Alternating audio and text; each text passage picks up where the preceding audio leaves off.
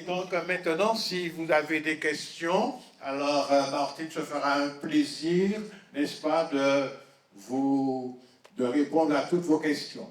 Juste un petit point qui n'est pas clair dans mon esprit, ce sont qui s'est finalement réfugié à Vevey. Parce que vous avez parlé de personnes qui se sont réfugiées à Vevey, en même temps, il y a aussi des prisonniers où c'est... Alors, Vivier Bonafont, à l'époque on dit Bonafont, hein, Vevey c'est un anachronisme pour l'époque. Donc à Bonafont se sont réfugiés les Blancs, les colons, avec leur famille, et probablement avec quelques esclaves qu'ils ont amenés avec eux, parce qu'ils en avaient toujours besoin, il y a les esclaves domestiques. Mais à Bonafont, ils vont amener les libres qui se sont rendus le 27. Donc on va les conduire sur l'habitation pour les y emprisonner presque une journée. Et c'est là qu'on va leur tirer, qu'il y en a qui vont s'enfuir, on va tirer, il y en a qui vont s'enfuir, il y en a qui seront tués, quelques-uns. Voilà, c'est ça. Merci. J'ai lu que ça viendrait, l'affaire Montos, ça viendrait du fait de nommer un officier noir dans la milice. Il paraît qu'il y avait des milices dans les quartiers, dans les sections des quartiers, et qu'on aurait nommé un milice, un noir de couleur libre, et que ça n'aurait pas été accepté par les Blancs. Alors, est-ce que c'est l'affaire ou est-ce que... Alors, en fait, l'affaire ne débute pas avec la nomination de miliciens de couleur.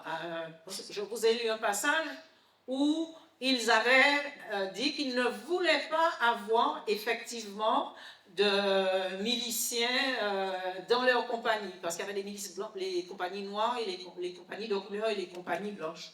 Mais l'affaire elle-même éclate parce qu'il y a cette altercation le 4 août, si je dois mémoire, et cette altercation entre un officier d'état civil blanc et un jeune libre de couleur qui fait caracoler son cheval parce qu'il veut le vendre pour montrer ce qu'il vaut, et c'est à la suite de l'entrée dans cette histoire, dans cette querelle privée d'un homme qui est Louis Hilaire Lasserre, que les choses vont dégénérer et qu'il y aura. Mais tout autour de ça, il y a cette opposition. C'est le quartier, c'est la zone où je vous ai dit, au départ, quand on lit les rapports de police de l'affaire Bicêtre, on a l'impression que là, il se passe quelque chose qui est formidable et qu'on ne voit pas ailleurs. En fait, à côté de ces concubinages qu'on nous indique avec des noms, il y a ces colons rétrogrades. Et monsieur, comment il s'appelle? C'est le président de la Marista, comment il s'appelle? Alex Bourdon, c'est ça qui est son nom. Bourdon. Monsieur Bourdon, il l'a expliqué la dernière fois, en décembre, quand j'ai fait la présentation aux archives, que c'était la commune où on avait donné les noms les plus ridicules au nouveau... C'était vraiment... On avait donné là les noms les plus ridicules pour se moquer d'eux. On avait donné des noms vraiment impensables. Et je me rappelle que le désarbail en question, il est mort à Saint-Pierre dans l'incendie de la maison de Saint-Mois, qui est conséquence des événements du 22 mai. Il y a quelques colons qui sont morts là, et il est mort brûlé dans ça. Il a été irréductible depuis de tout temps. Donc il y avait quand on lit des salles, je reviens toujours à ce journal, je vous ai expliqué les relations qu'il pouvait avoir avec son domestique en France. Comment il l'emmène au théâtre. Vers la fin, il l'emmène, dans le dernier séjour qu'il fait en France, il l'emmène au théâtre tous les jours, tout le temps, il l'emmène voir des pièces, il l'emmène au théâtre. Je me dis, mais qu'est-ce que c'est? Il l'emmène au théâtre, il l'emmène voir un certain nombre de pièces. L'homme dispose de certaines libertés. Quand on l'attend pour un service, il n'est pas là, il est parti courir les femmes, il revient, enfin bref. Mais ça ne veut pas dire que c'est une situation qui est générale, il y a un tas de cas. Il y a un tas de cas, et ça se... nous avons tort de penser que les choses sont uniforme. Pas du tout. Il y a des situations qui sont... Et là, à Grand'Anse, il y a, ça vient de cet événement, et tout ce qui découle, on voit que ça vient de ça, avec le sentiment, effectivement, d'une grande injustice. On condamne à mort quelqu'un dont on dit, on est à peu près sûr qu'il n'a rien fait, quoi. Et on va le condamner à mort, quand même. Alors, la peine n'a pas été exécutée, puisqu'il sera gracié, il y aura des peines. Mais il aurait pu. Il a été condamné à mort. Et c'est cette injustice qui n'est pas passée, quoi. On avait, je pense, atteint dans ces années 1830, il y avait trop d'espoir. Il y avait trop d'espoir. Et ce sont des espoirs déçus, puisqu'il y avait les deux lois de 1831 et 1833 qui faisaient qu'ils avaient l'impression qu'ils étaient arrivés au bout du chemin, quoi, que ça y est, ils avaient atteint. Et puis non, c'était pas si évident. C'était pas si évident. Et oui, je vous donne la parole. Et surtout, ce sont des gens de la campagne. C'est une affaire qui va avoir lieu dans un milieu rural, même si Saint-Pierre est concerné, mais c'est Saint-Pierre parce qu'il faut aller à Saint-Pierre pour la justice, etc. Mais c'est une affaire de ruralité aussi. En fait, je constate que l'histoire se répète. On a l'impression que l'histoire se répète. Les injustices, oui, on a l'impression qu'on est en 2024, mais l'histoire se répète avec toujours les soucis blancs, noirs, tout le long. Voilà.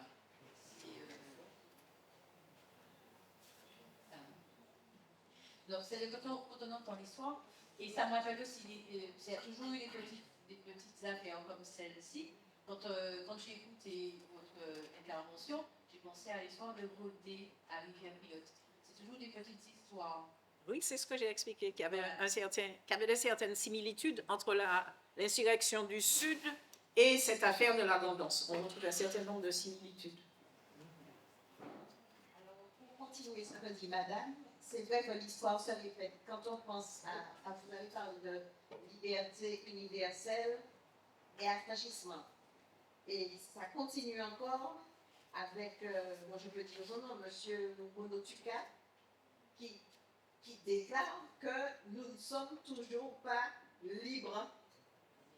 Nous sommes toujours affranchis, mais pas libres. Donc, alors, qu'est-ce que vous appelez liberté universelle? C'est vrai qu'on comprend.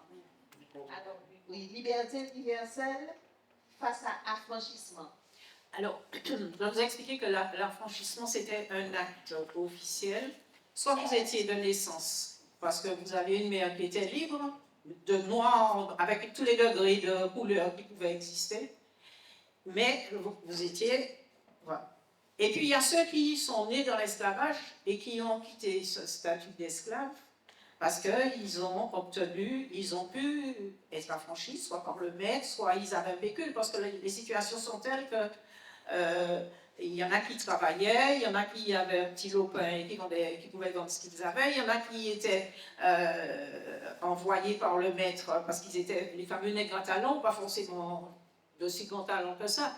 Mais quand le maître de couleur ou blanc avait peu d'esclaves, et puis dans les villes, il y avait des... En fait, l'historiographie est en train d'évoluer énormément.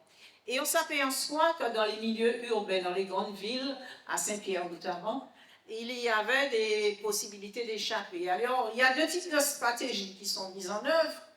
Je vous ai montré, ne serait-ce qu'avec le patronyme agricole, on voit deux stratégies qui sont mises en œuvre.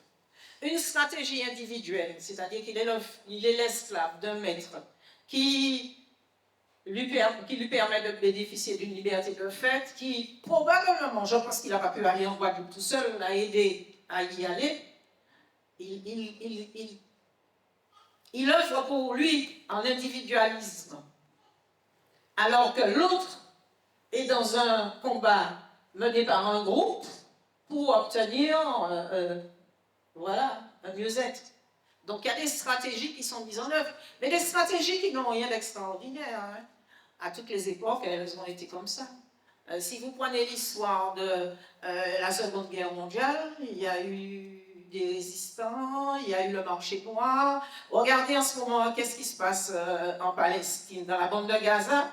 On vend sur les marchés l'aide humanitaire.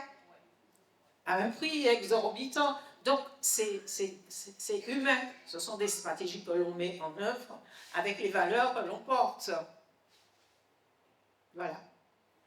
Donc, respecter le travail historiquement, comme ici tout à l'heure, mais il y a une version qui a dit que Fréjus réécrit contre lui la scène. Après, que Fréjus réécrit contre lui et puis la scène après, le 27 décembre.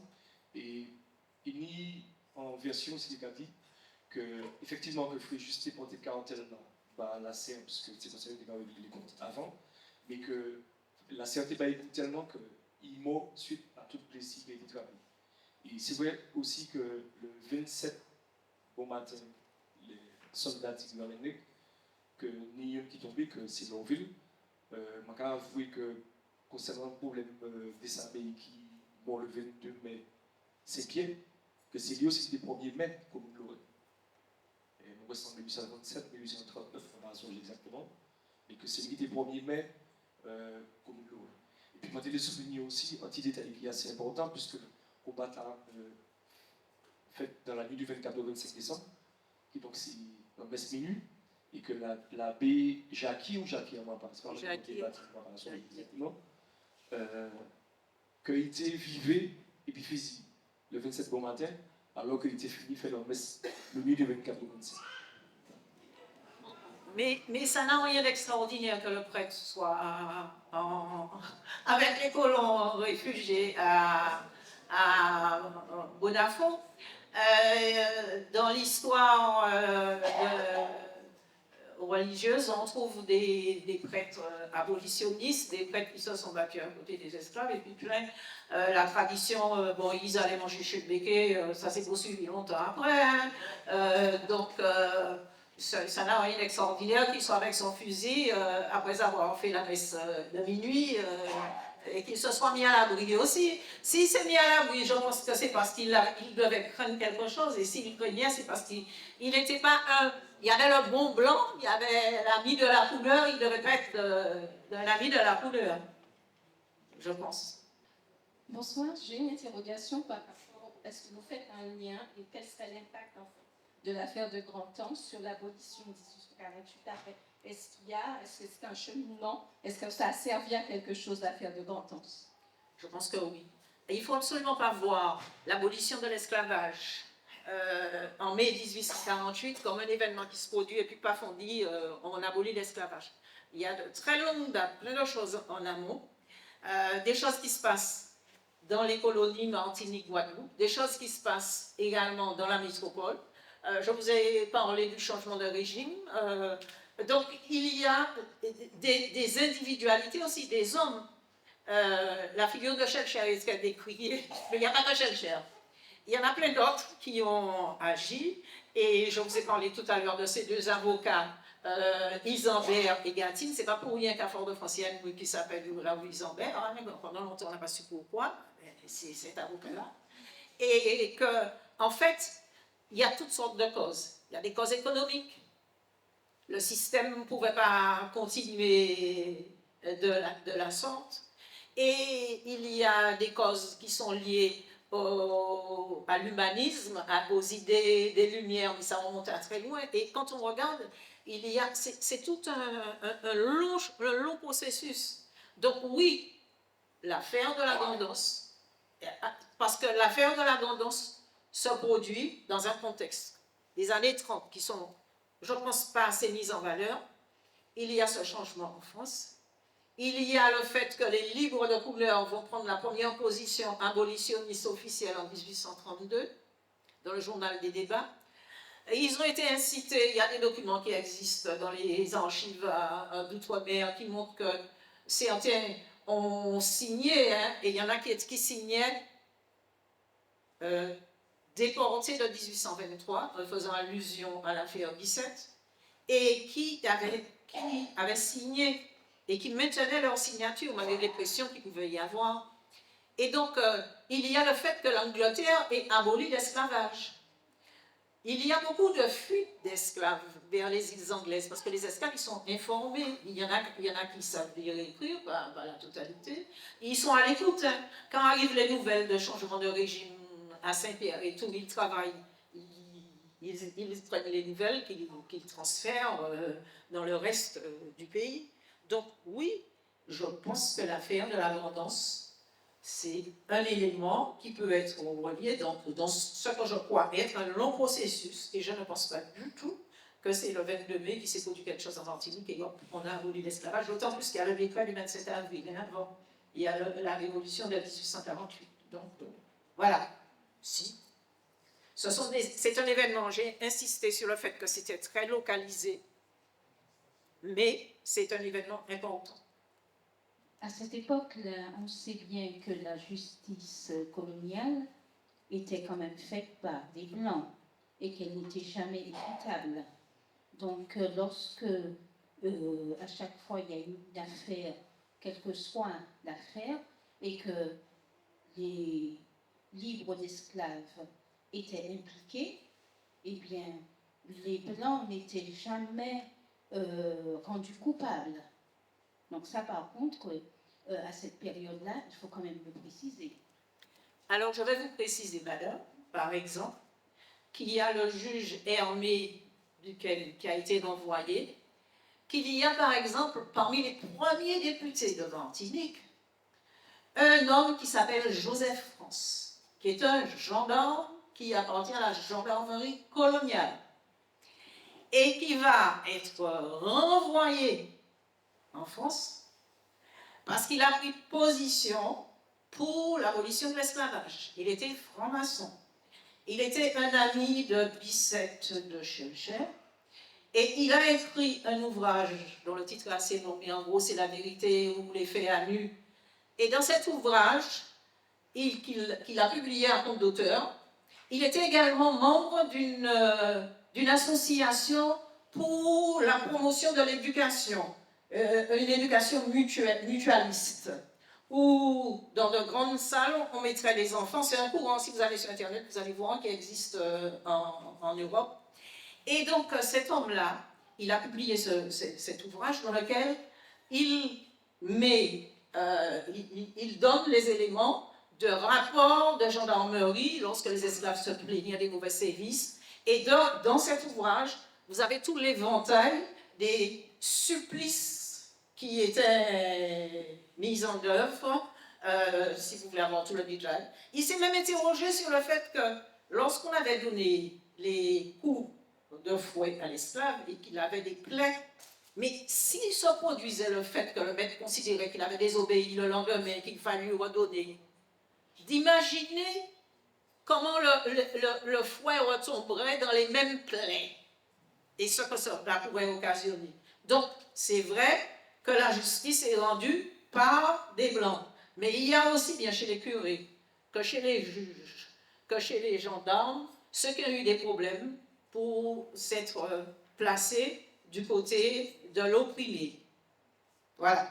C'est pour ça que je pense qu'il faut des nuances et qu'il faut voir les choses comme un processus, une rencontre.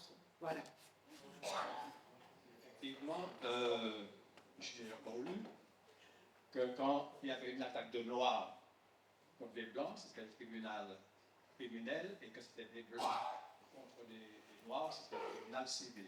Deux justices différentes. Et puis j'ajoute, pour l'affranchissement, est-ce que ceux qui faisaient partie des milices, parce qu'il y avait des milices, pouvaient obtenir l'affranchissement aussi, je pense, c'était une manière. Oui, absolument. Le service de la milice servait à obtenir son affranchissement, ça pouvait. Le service, pendant les occupations anglaises, combattre les Anglais aux côtés des colons pouvait vous valoir également l'affranchissement. Donc, quand on a besoin, ils sont pas assez nombreux pour défendre la Martinique, donc ils ont besoin de tous ceux qui y vivent, donc on leur propose l'affranchissement. Oui. Et bien sûr que la justice est plus sévère pour les colons, pour les Noirs esclaves ou les affranchis. Dans l'affaire de la Grand'Anse, ce qui va choquer aussi les livres de couleur, c'est que il y a des documents, la justice a la preuve que Elasser lui-même a reconnu comment il s'est comporté, comment il a battu, et il n'est pas poursuivi. Il n'est pas poursuivi, il est poursuivi pour rien du tout. Et je vous avais expliqué comment il s'était pris à un noir libre, et comment ce libre pour excès dans une rixe avec un blanc. Donc, je ne dis pas que la justice était pas du tout. Et je vous ai parlé de ce fameux respect du haut blanc. Donc, si je ne me faites pas dire qu'on vivait dans un monde... non, non, pas du tout, je n'ai pas dit ça. Vous avez abordé le thème d'esclaviser. Oui. Esclaviser, c'est-à-dire désormais, ce que j'ai entendu aussi au musée au Trois-Îlets, où la guide, effectivement, est revenue sur ce, je ne sais pas si c'est une nouvelle terminologie ou un nouveau courant, et c'est-à-dire désormais qu'on doit plus dire esclave, mais esclaviser. Si vous pouviez revenir un petit peu, repréciser pourquoi on doit dire maintenant esclaviser. Oui, alors l'historiographie récente dit esclaviser. Vous n'allez pas trouver ce mot dans des textes, dans des sources qui vont parler de l'histoire de la tendance, mais aujourd'hui on dit esclaviser. Pourquoi? Parce que vous avez un être humain, c'est une marchandise quand c'est transporté pour être vendu, mais c'est une marchandise humaine, et c'est esclavisé, contrairement à l'emploi du mot esclave, ça veut dire qu'on lui reconnaît son humanité. Et cette humanité, il va l'exprimer tout au long de sa vie. Il va l'exprimer en développant des stratégies, en refusant, en étant le plus lent possible au travail, en se réunissant. Les sociétés serviles, c'est aussi une thématique nouvelle en histoire. C'est Mme Selma qui avait lancé cette recherche. Et si vous allez visiter, par exemple, le MAC en Guadeloupe, vous verrez qu'il y a toute une partie qui concerne ces sociétés serviles. Et il est aujourd'hui admis que beaucoup de ces Noirs ont inventé un certain nombre de stratégies pour éviter, ont également développé des regroupements, même si c'est interdit, hein, parce qu'il y a plein de textes qui interdisent, ça s'appelle Calenda, ça s'appelle on les appelle des nations également, parce qu'ils se regroupaient en fonction de leur origine ethnique quand elle était commune, mais pas que. Il y a beaucoup d'éléments, les mutuelles, il y avait un système de mutuelles ici, parce qu'ils étaient des humains et ils avaient envie d'être enterrés comme des humains, pas comme des bêtes. Alors, tous n'ont pas été enterrés comme des humains, il y a des cimetières d'esclaves, il n'y en a pas beaucoup qui ont été découverts en Martinique, contrairement à la Guadeloupe, mais il y a celui de Font-Saint-Jacques, qui est quand même un peu particulier, parce que c'était quand même un cimetière géré par des religieux, une habitation de religieux. Il y a Lonsdélé, dans le sud, où on a fait un monument à leur mémoire. Donc, et là, on a retrouvé les traces d'esclavisés, mais également des Amérindiens. Mais monsieur Thierry Létang, qui est un spécialiste des Amérindiens, pense que le trait de côte, en fait, que le fait qu'il y ait la proximité ne veut pas dire qu'on a utilisé un ancien cimetière. Déjà, les Amérindiens ne pratiquaient pas non plus l'inhumation au cimetière regroupant les gens. Donc c'est assez complexe. Mais c'est vrai que le terme d'esclaviser renvoie à la subjectivité. Vous êtes un sujet, vous agissez, vous n'êtes pas un objet, vous n'êtes pas une chose.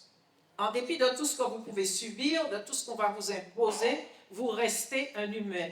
Donc aujourd'hui, on a rendu son humanité à l'esclave et on dit esclaviser. Voilà, c'est pour ça. En ce BD, on va profiter pour dire tout le monde ça, et vendredi au soir, une commémoration. En ce BD, dans le cimetière, esclave là qui s'est fait entre 11 d'avril et 3 juillet, de 17h à 21h. Une deuxième année de commémoration, espace dans la vendredi au soir. Et puis, pour virer sa question que moi j'ai posée, pour connaître et sensibiliser à tout ça, des abeilles qui m'ont s'inquiété, qui étaient promis, mais comme une loin. Est-ce que je dis jour, idéologie, la vie politique loin influencée par l'histoire de on va parler au début, mais on va parler aujourd'hui, hein.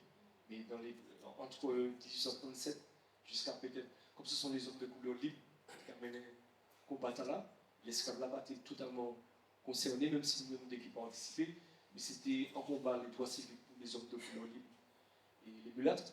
Est-ce que vous pas pensé que la vie politique, en tout cas en un point de vue idéologique, ça a influencé en pile combien de temps? Alors, je n'ai pas bien compris.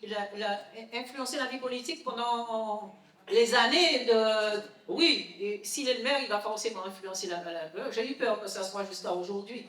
Non, d'accord. Alors, donc, ben oui. En plus, je vous ai expliqué que la tendance était connue pour avoir des colons réactionnaires. Donc, forcément, ça devait être une politique réactionnaire. Mais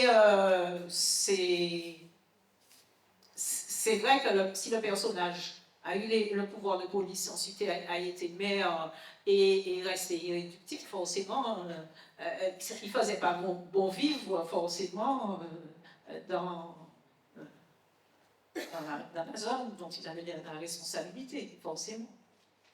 Forcément, il ne peut pas avoir cette position-là et puis prendre des mesures favorables, c'est antinomique, quoi. Et il avait montré d'ailleurs, puisque chaque fois c'est lui qui tenait les propos les plus durs, qui avait envoyé aux autorités locales en 1823 en disant non, pas question, on va changer, c'est ce que nos aïeux ont toujours connu, et jusqu'à 1848, il y en a qui ont dit la même chose. Hein.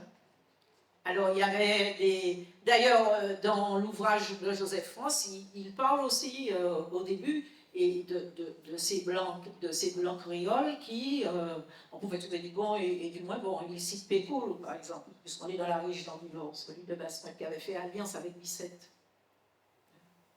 Et que rencontre des salles à Paris, par exemple, bien des fois. Voilà.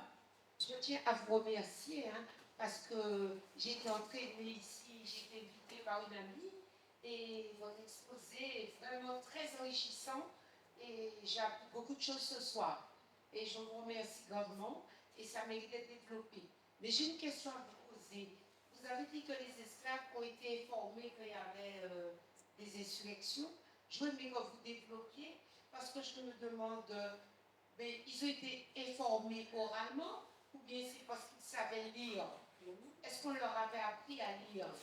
J'aimerais bien que vous développiez ça. Alors, on n'a pas encore fait des études complètes sur les esclaves, il faudra avoir des éléments. Et justement, toute la difficulté, c'est qu'il n'y a pas de récit d'esclaves dans le monde francophone, il n'y en a pas. Il y en a quelques-uns dans le monde anglophone. Et par exemple, il y a le récit de Marie Prince, qui a été esclave dans les îles à Bermude, île turque. Et elle a publié, enfin c'est pas elle qui l'a écrit, elle a dicté et ça a été publié par les abolitionnistes anglais dans les années 30. Je me demande si c'est pas 31, je crois que c'est 31. Et elle savait lire et écrire. Il y a aussi un autre récit d'une femme esclave, Anna Craft. Elle a appris à lire et à écrire. Et ce sont des exceptions.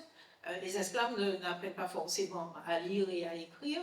Et lorsque ça a été découvert pour Anna Craft, ça n'a pas été bien perçu par le maître. Mais les situations sont diverses. Le pont de ces pierres reçoit tout, et c'est de là qu'on envoie les choses, vers la métropole, les productions, le sucre, etc. Il circule là des marins, des gens, et forcément, ça parle. Enfin, c'est comme ça dans tout. C'est pas difficile à imaginer hein, dans le monde entier. Donc, il y a des infos qui circulent sur les changements de régime, sur ce qu'il va y avoir. À un moment, les libres de couleur vont endosser le rôle de ceux qui vont maintenir les Noirs, les empêcher de partir dans la révolte. Ils envoient des courriers, Périnon par exemple, parce qu'ils sont bien informés, il fait partie de la commission de l'abolition de l'esclavage, et Et Schellcher l'a préféré, bien sûr, à Bicêtre, avec lequel il s'était brouillé. Donc, il y a des moyens de s'informer. Tous les esclaves ne sont pas forcément informés. Il y en a qui sont peut-être dans des zones où ils n'ont pas la possibilité. Je pense aussi que l'esclave des champs avait moins de chances d'accéder à cette information. Hein, parce que sa situation est différente. Hein. Je vous assure que quand on lit les récits des maîtres, je reviens toujours à des salles, et on voit comment l'esclave domestique est là, il ne peut pas ne pas être informé, il est dans tout. Mais ça, c'est pour l'esclave domestique. L'esclave des champs n'est certainement pas dans cette situation. Certainement pas. Il ne va pas à la ville. Et en plus, certains esclaves sont envoyés. J'avais lu un livre il y a des années, je ne me rappelle pas le nom de l'auteur. C'était à propos des esclaves qui sont envoyés dans les villes travailler. Ils avaient un principe, une sorte de bijou, entre guillemets, dans lequel ils avaient un numéro, et puis ils avaient également une lettre qu'ils devaient présenter si on les arrêtait. Il y avait sur vous circuler, il fallait une sorte de lettre de mission, quoi. Ils étaient supposés, ils travaillaient, ils reversaient. Il y avait des femmes blanches, il y a beaucoup d'esclaves qui vivaient. Elles utilisaient ce moyen pour avoir un peu d'argent, donc elles partageaient. Et elles n'étaient certainement pas très tendres avec forcément ces esclaves qu'elles avaient. Non, non, c'est pas quelque chose de... Non, non, c'est très varié. Aujourd'hui, je crois que l'intérêt de l'historiographie, c'est de nous montrer que ça a de multiples facettes. On peut trouver des situations... voilà. Oui, bonsoir. Si j'ai bien compris, les esclaves n'ont pas été solidaires avec les hommes de couleur libre à cette révolte. Je pense que faut expliquer pourquoi. À mon avis, les hommes libres de couleur comptaient sur les esclaves pour mener cette révolte. Et ils ont attendu cette solidarité qui n'est pas venue. Il faut expliquer pour quelle raison. Alors, je ne pense pas qu'on puisse dire qu'ils comptaient sur cette aide pour faire cette révolte. Pas du tout. Parce que je vous ai montré dans quelle mesure, et moi je suis allée dans plusieurs types de documents, et non, ils n'ont pas eu d'adhésion des esclaves. Je vous ai expliqué d'ailleurs que les Blancs étaient très fiers de dire, mais sur telle habitation, les esclaves se sont partagés l'argenterie pour pouvoir la mettre à l'abri. Et Bicêtre, il répond, mais c'est très bien, vous les présentez toujours comme des gens qui, lorsqu'on va abolir l'esclavage, on va s'entretuer des sauvages, etc. Vous voyez bien qu'ils ont des valeurs et qu'ils se mettent, quand il faut sauver, voilà. C'est un mouvement qui est déclenché par une succession d'événements liés, il y a un enchaînement. Donc au départ, il n'y a pas de préparation, il n'y a pas de révolte. Par contre, le sentiment d'injustice et le fait que ça se passe au moment où ils ont enfin obtenu la liberté, je pense que ça a dû déclencher les jours après Noël où il y a eu ces passages à l'acte, si on peut dire. Mais c'est vrai que les esclaves ne les ont pas suivis en très grand nombre, mais ils sont aussi conscients, puisqu'ils ont été propriétaires. Je vous ai montré comment, finalement, la veuve d'Agricole a été dans les personnes indemnisées du fait de la possession d'esclaves. Ça, c'est pas un truc qui est rare. Hein. Il y en a plein. Hein. Il y en a plein. Peut-être que vous avez des ancêtres qui en avaient aussi, hein, ou moi aussi. Donc, ça n'a rien d'extraordinaire. Il y en a qui sont propriétaires. Périno va devoir se justifier du fait que sa mère ait eu des esclaves et qu'elle en ait amené certains en France et que lorsqu'ils sont revenus avec elle, elle les a maintenus en esclavage. Donc, et il explique, il se défend, il dit, en substance, c'était une femme qui avait été habituée à ça. Donc elle s'était, bien qu'étant noire, elle était, je ne sais pas son degré de couleur, je ne me rappelle pas son degré de couleur, mais elle avait vécu avec, elle était dans un système où elle en profitait et ça ne lui paraissait pas extravagant. Elle n'a pas décidé, quand elle a ramené son esclave, elle ne l'a pas affranchi, elle l'a laissé en esclavage. Et on le lui reprochera par la suite, au fils, on reproche pas ça. Donc, ce sont des situations qui sont passées. Aujourd'hui, dans notre confort de 2024, il ne faut pas voir les choses de cette manière. Dans notre confort de Martiniquais de 2024, il y a des injustices. Mais il faut faire, je pense, la part des choses et voir celles du passé. Comment elles étaient vécues, comment on a essayé d'y échapper, comment on a essayé d'améliorer le système avec les moyens dont on disposait. Des moyens qui étaient ceux du moment, quoi. Il y a ce qu'on appelle le contexte, et c'est fondamental pour comprendre. Oui, bonsoir. Alors, j'ai beaucoup apprécié ce que vous avez raconté ce soir. Malheureusement, je suis arrivée en retard, donc je pense qu'il y avait certaines ambiguïtés pour moi. J'ai entendu qu'il y avait les noirs, les blancs et les libres de couleur. Donc, est-ce que ça serait possible de reprendre pour moi l'expression libre de couleur? Est-ce que ça veut dire? Est-ce que c'est le dire? Est-ce que c'est les noirs et les métis? Là, il y a une ambiguïté du noir. Après, vous avez parlé du drapeau blanc, qui était le drapeau de la réaction. Alors, est-ce que ce drapeau avait vraiment une importance dans l'affaire de la Grande-Anse? Est-ce que ce drapeau existe? Ou est-ce que c'était juste une parenthèse dans l'histoire? Et après, quelle est la finalité ou le but de votre recherche? C'est-à-dire la finalité au niveau de la population, où est-ce qu'il y a un aboutissement? C'est dans quel but vous faites effectivement cette conférence? Et après, pensez-vous à un degré différent? Est-ce qu'on peut rapprocher l'affaire de Chalvet à l'affaire de la Grande-Anse? Et est-ce que vous avez déjà vu les trois mères, Lorraine, Sainte-Marie, Margot? Est-ce que ça serait possible de faire une commémoration comme celle de Chalvet? Parce que je pense quand même qu'il y a des personnages importants et que ça serait bien de les mettre à l'honneur. Voilà. Alors, pour partir du dernier point, les personnages à mettre en valeur, en exergue, c'est quelque chose qui se fait, qui peut être réalisé. J'ai proposé, lorsque j'ai vu qu'on était en 2023, décembre, à un maire de la région de faire une intervention dans le cadre de manifestation qu'il pourrait organiser. Et ça n'a pas été possible. Donc j'ai proposé mon travail aux archives territoriales qui ont accepté à la directrice et c'est ainsi que j'ai donc présenté mon travail.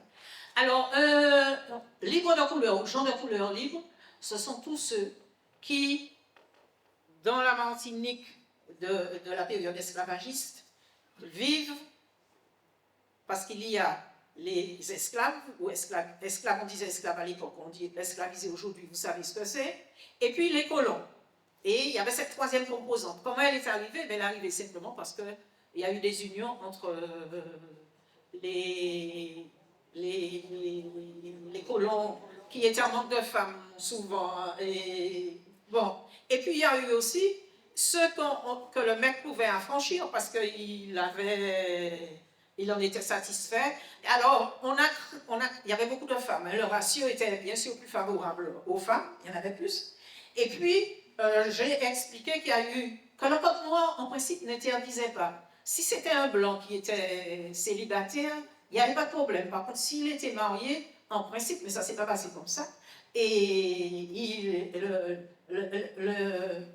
le fruit de cette union était mis au service de l'hôpital. Il y avait ce qu'on appelait les esclaves du roi dans les habitations domaniales. Il y en a eu quelques-unes. Voilà. Mais ce qu'il y a, c'est qu'il y avait des degrés de couleur. Donc, ça, c'est très important dans cette société. Il y a eu la fameuse affaire Larcher dans le sud où un blanc avait été poursuivi par le reste de sa famille parce qu'il avait l'intention de se marier avec une femme de couleur. Et il n'y a pas bien longtemps, un historien expliquait dans le détail cette histoire. Et donc, vous me demandez, qu'est-ce que vous m'avez demandé d'autre? Le drapeau. Alors, ne croyez pas que le drapeau, simplement parce qu'il y avait un changement de régime en France. Le drapeau blanc, ce n'est pas un drapeau martiniquais. C'est le drapeau de la réaction en France. Simplement, ce n'est pas du tout le drapeau martiniquais. Ne le faites pas entrer dans le fameux drapeau identitaire, pas du tout. Non, non, non. C'est le drapeau de la réaction simplement du système qui refuse le changement, la monarchie de juillet à la révolution de juillet. Je voudrais savoir, est-ce qu'à cette époque-là, en 1833, les hommes de couleur libre avaient le droit de voter et de participer à la vie citoyenne? J'imagine que non. Est-ce que, si c'est non, est-ce que ça faisait partie de leur revendication, de cette affaire? Et toujours sinon, est-ce que, à partir de quelle date ils ont pu participer à la mission? Alors, j'ai expliqué le cas d'Auguste Eugénie, qui aurait pu espérer voter, mais le vote, en France, il est censitaire, c'est-à-dire qu'il est lié au sens, c'est-à-dire qu'à l'impôt que vous payez. Donc, tant dans la métropole qu'en Martinique, ne votent que les gens qui disposent de ce sens, qui sont assez riches. Et bien sûr, les femmes, non. Bon. Alors, les libres de couleur, bien sûr, ils espéraient participer, puisqu'il y avait un changement. On devait procéder en 1834 à des élections. Mais le sens avait été fixé à un taux plus important pour écarter les libres de couleur. Bicêtre s'est beaucoup battu pour ça.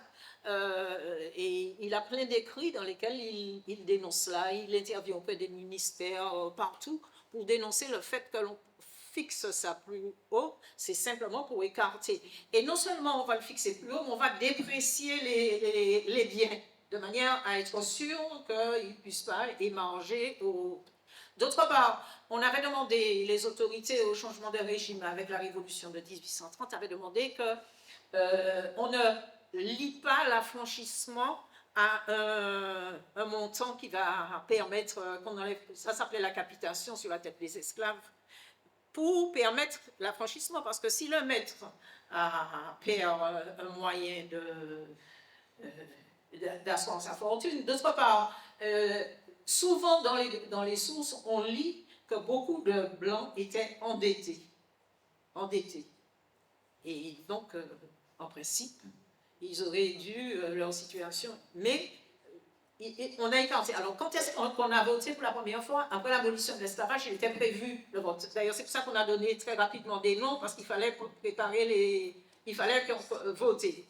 Et on a donc voté très rapidement, en peu de temps, puisqu'on a d'abord voté une première fois, puis dans quelques mois après, il fallait faire de nouvelles élections. Et les premiers sont, je vous ai parlé de ce Joseph France sur lequel s'était porté beaucoup de suffrages. Il y a eu Bicêtre, bien sûr, il y a eu Schœlcher. Il y a eu également un noir moins connu, Victor Masulin. Et puis, ce sont les premières fois où les gens vont voter. Mais les femmes, bien sûr, ne votaient pas. Parce qu'en France, non plus, en métropole, ne voulaient pas. Vous avez parlé d'esclavagisés. Mais quand on parle d'esclavagisés, il faut aussi savoir que l'homme noir venait d'Afrique. Et en fait, il n'était pas esclave. Donc, il a été mis en esclavage. C'est bien ce que j'ai dit. C'est ce que j'ai dit. C'est ce que j'ai dit. Oui, oui, oui. Il est en esclavage. Oui. Mais donc on lui restitue son humanité. On a oublié de dire qu'il n'était pas, en fait, déjà d'abord, et qu'il a été kidnappé, enlevé, et qu'il était un être humain. Donc, avant.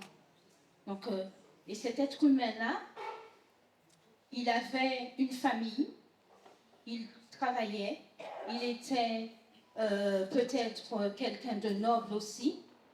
Donc, on lui a tout retiré pour le mettre en esclavage.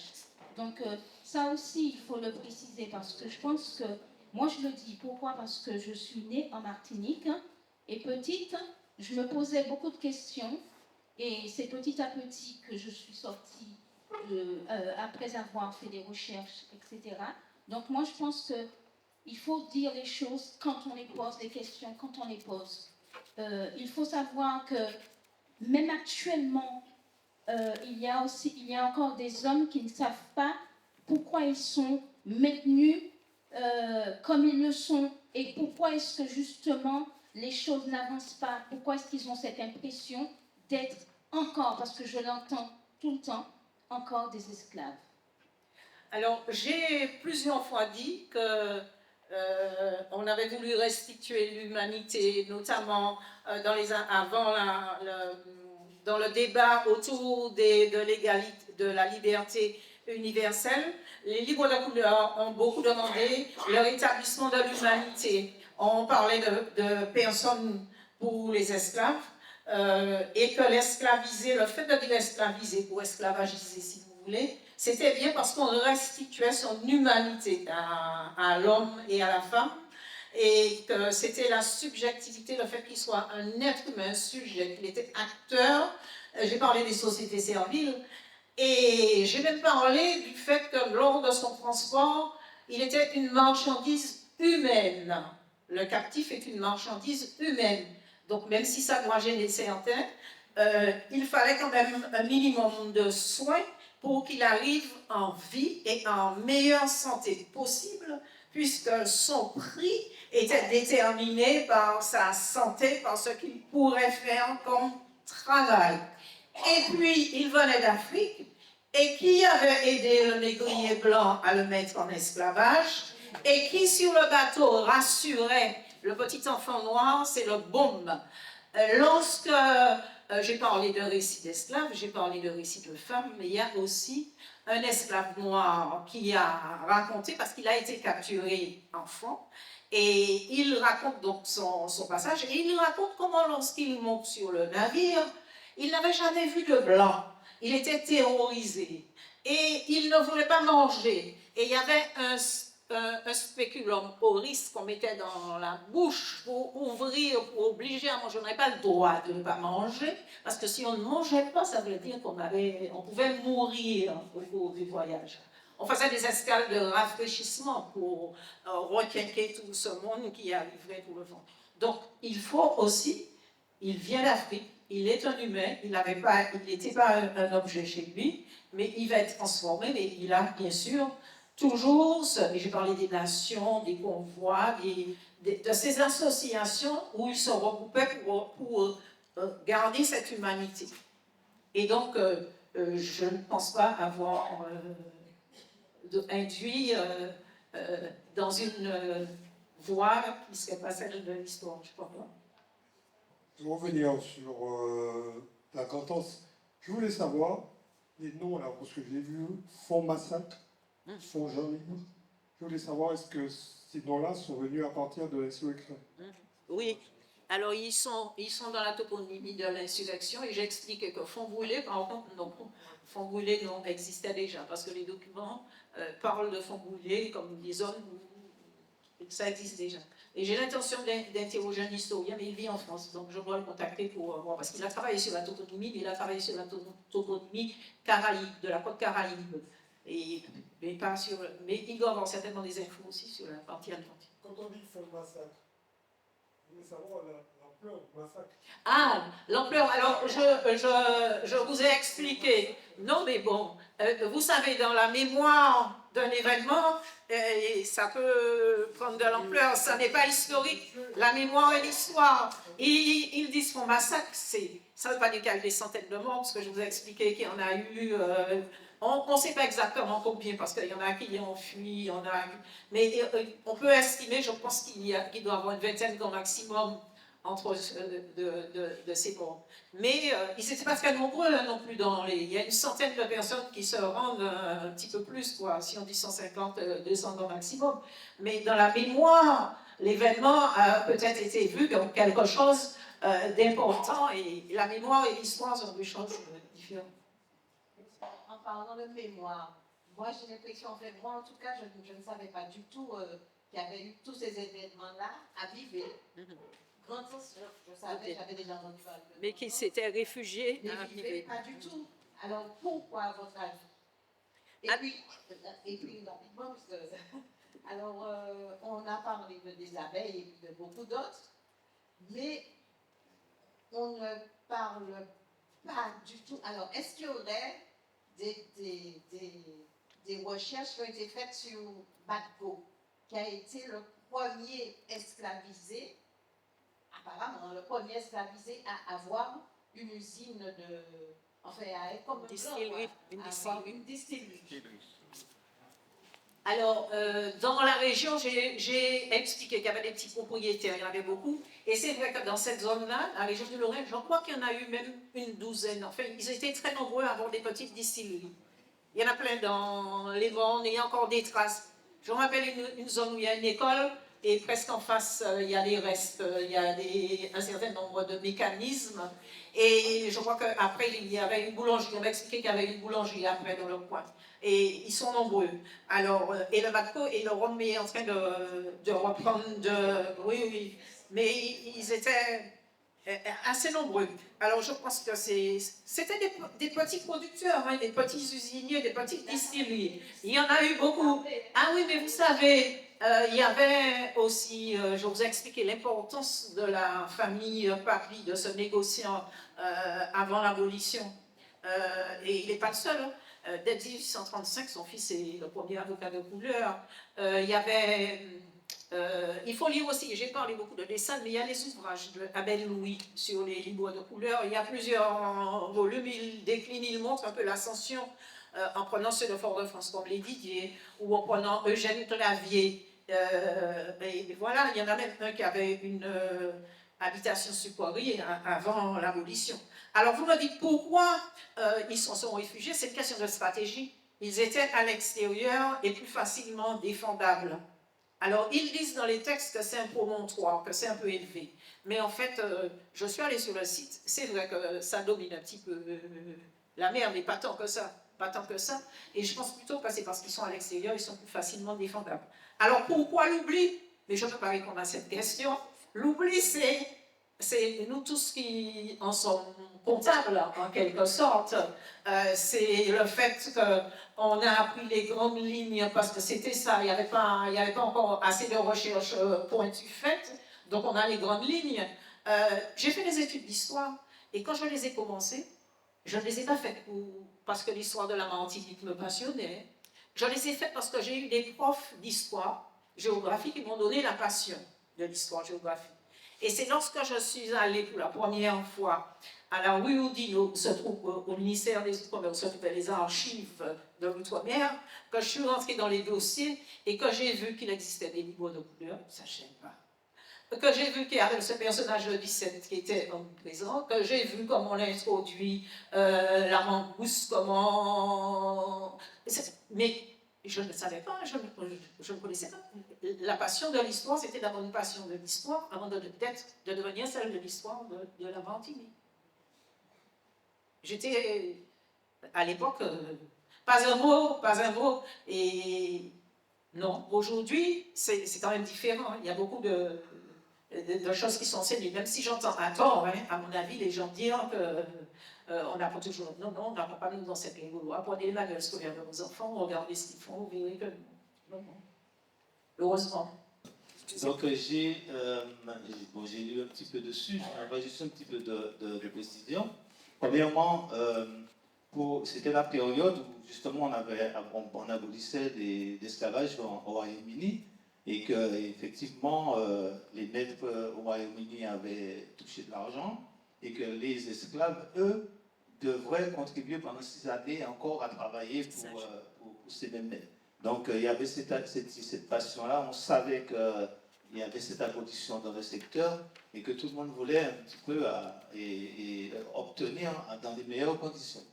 Et juste la question que je veux poser, je ne veux pas m'étendre dessus, c'est une précision que je voulais, c'est que pour les livres de couleur, pour qu'ils aient le droit de vote, il leur fallait un certain nombre d'esclaves. Est-ce que c'était effectivement ça, pour avoir une dot importante, pour pouvoir participer au vote, il leur fallait un certain nombre d'esclaves? Est-ce que c'était ça? Non, il ne fallait pas un nombre d'esclaves pour participer, mais si vous avez les esclaves et que c'était ça la base de votre fortune, oui, ça vous servait à avoir le sens. Mais il n'y avait pas forcément, il y avait une obligation d'avoir des esclaves. Mais les esclaves contribuaient à votre enrichissement. Voilà. Alors, vous m'avez demandé une bibliographie. Oui. Alors, j'ai expliqué qu'il y avait Maurice Nicolas qui avait écrit L'affaire de la Grand'Anse en 1960. Il y a un cahier du patrimoine sur les révoltes et les luttes, où il y a un article. Vous pouvez bien sûr retrouver l'ouvrage de Jean-Claude Louise Alexandrine sur la recherche concernant Césaire. Vous avez également tous les textes de Bicêtre. Ils sont dans Gallica BNF. Ils sont téléchargeables pour la plupart et vous pouvez les lire quand vous avez le temps. Vous avez les récits d'esclaves qui vous donnent une idée de leur vie. J'ai parlé de celui de Marie Prince. Marie Prince qui est considérée comme, qui a dicté, et ça a été écrit, il y a une version française, ça a été traduit en français, il y a quelques années, ça avait été présenté à la Triomphe, et puis il y a une actrice martiniquaise, Surya Adel, qui a présenté ça en français, j'avais personne, hein. Je suis allée avec personne. Et puis, qu'on retrouve des fois sur YouTube, sa mise en scène, elle fait un woman show avec cette esclave, l'histoire de cette esclave. Et cette esclave a été considérée comme une sorte de monument national maintenant, au Bermude. Voilà. Oui. Quand j'ai la libération, Martin Flamand, merci tout le monde pour le travail là, parce que moi-même aussi, je suis Gabo, loin. Et moi, j'ai fait une des recherches sur l'affaire. Retos, ça nous raconter ça comme ça, ça va confirmer une des bagailles. Et pour télé, pour en précision, pour confirmer effectivement si c'est une vérité, que Béchiel, la création là, c'est un monde qui était méchant tout le monde.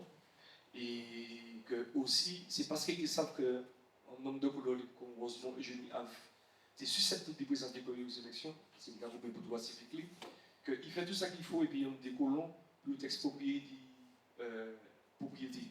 Donc, ils savent effectivement, est-ce que c'est parce qu'ils savent que Rosemont est susceptible de présenter aux élections qu'ils cherchaient moi-même pour faire exproprier Rosemont et Julie Have. Alors, il ne faut pas voir les élections comme des élections municipales. C'était pas ça. C'était au siège au Conseil colonial. Mais c'est sûr qu'ils disent carrément qu'ils ne veulent pas voir ils disaient mulâtres, d'une manière générale, mulâtres siéger à leur côté. Ils ne voulaient pas les voir accéder, bien sûr, à une propriété importante. Donc, forcément, il va réduire. Et c'est pas parce qu'ils le verraient maire, non. Mais c'est parce qu'il ne veut pas qu'il puisse prendre des décisions. Il considère, voilà, c'est ça, qu'il ne puisse pas siéger, qu'il ne puisse pas devenir un lieutenant de milice. Voilà, c'est ça le fond de problème. Et vous qui habitez le monde capot, donc vous avez peut-être des éléments concernant la mémoire du monde capot de cette histoire à partager avec nous.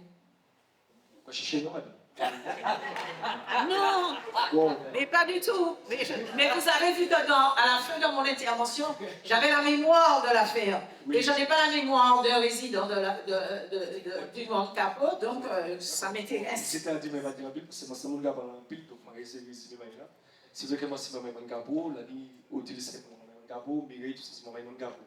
Et nous savons qu'effectivement, mon capot, c'est en tête qui était bon mec marron. D'ailleurs, c'est pas par hasard que mon mec m'a ressemblé pour descendre vivre de cette personne. Et l'habitation concernée, c'est l'habitation la pirogue. Et c'est pour ça qu'on a cherché à comprendre le lien entre la serre et puis Rosemont et Genève. Mon capot, c'est une habitation pareille. Parce que les colons et puis les béquilles ont ça, justement, que pour qu'ils soient dépouillés, tout ça a été non pas trop aux élections, mais il partit, on dit, il ne faut pas qu'il devienne un notable, voilà, à la place du notable blanc. Exactement. Il ne doit être officier non plus. Les mulâtres là, c'est pour ça qu'il va comprendre. C'était plus qu'il doit être officier, mais tout ça avec les droits civiques. Mais mon capot, c'est plus d'un caoutchouc. Mon capot, c'est avec mon capot, il est confié.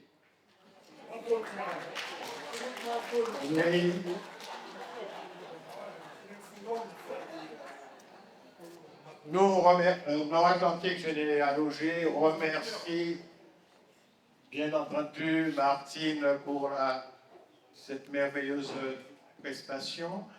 Nous remercions également ce public parce que vraiment, nous sommes très très satisfaits. Nous ne nous attendions pas à avoir un public aussi nombreux et aussi intéressé. Vous nous encouragez, nous vous en remercions. Pour celui-là. Je vous applaudis parce que vous êtes venus. Vous le méritez. Oui, vous êtes venus nombreux, ça fait plaisir de voir. Et bien intéressé parce qu'on a quand même un échange. Quand généalogie fait quelque chose. Chapeau. Alors, pour ceux qui ne connaissent pas encore Nord-Atlantique Généalogie, nous avons encore quelques flyers là, parce que si vous avez besoin de commencer ou de continuer votre généalogie, nous sommes à votre disposition le premier et le troisième mardi de chaque mois à l'espace Eugène Monat. Voilà. Donc, nous vous remercions. Nord-Atlantique Généalogie vous remercie. Merci à toi, Martine. Et puis, à bientôt à notre prochaine conférence. Bonne rentrée chez vous.